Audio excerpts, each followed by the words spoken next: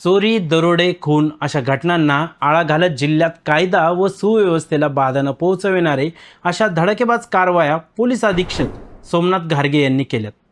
राज्यात सध्या सर्वाधिक चर्चेत असलेला अशोक खरात प्रकरण बाहेर काढण्यामध्ये देखील अहिल्यानगरचे एस.पी. सोमनाथ घारगे यांचा व त्यांच्या विशेष पथकाचा सहभाग होता. यामुळे अशा कर्तव्यनिष्ठ अधिकाऱ्याची बदली अवघ्या वर्षभरात का झाली? नेमकं त्यांच्या या आक्रमक कारवाया कोणाच्या डोळ्यात खुपल्या गेल्या याची जोरदार चर्चा आता नगर जिल्ह्यात रंगली आहे.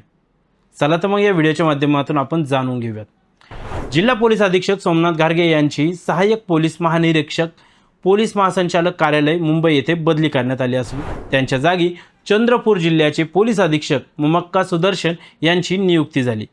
घारगे यांनी 23 मे 2025 रोजी अहिल्यानगर जिल्ह्याच्या पोलीस अधीक्षक पदाची सूत्रे त्यांनी हाती घेतली.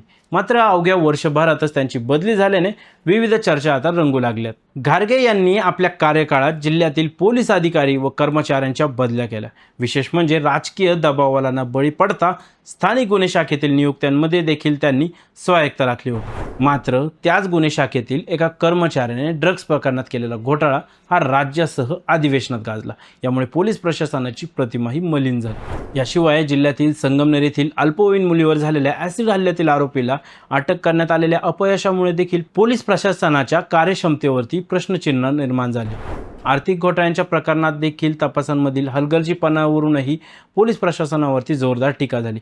या सर्व घडामोडींमुळेच घारगे यांची बदली करण्यात आल्याची चर्चा देखील सुरू झाली. कोणत्याही प्रशासकीय अधिकाऱ्यांची बदली ही 2 कारणामुळे होते, ज्यामध्ये एक तर मुदत संपली तेव्हा किंवा प्रशासकीय कारणामुळे त्यांची बदली होते.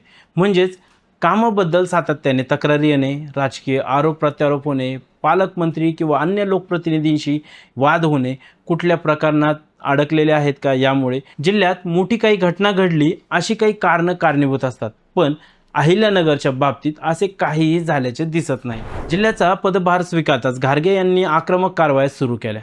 अनेक आरोपींना जेरबंद केले, अनेक अवैध कत्तलखाने त्यांनी बंद पाडले. तसेच 6 महिन्यामध्ये MPDA कायद्याअंतर्गत त्यांनी अनेक आरोपींवरती कठोर कारवाई देखील करत त्यांना जिल्ह्याबाहेर हद्दपार केले. या धडक कारवाईंमुळे काही विशिष्ट घटकांमध्ये नाराजी निर्माण झाल्याची चर्चा सुरू होती.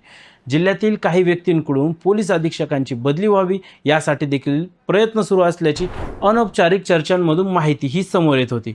अखेर सोमनाथ घारगे यांची बदली झाली. मात्र अनेक जण त्यांची बदली स्थगित करण्यात यावी अशी मागणी करत आहे.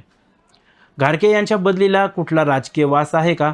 तुम्हाला याबाबत काय वाटतं? आपली प्रतिक्रिया आम्हाला कमेंटद्वारे नक्की कळवा. तसं आमच्या YouTube चॅनलला सबस्क्राईब करायला विसरू नका. धन्यवाद.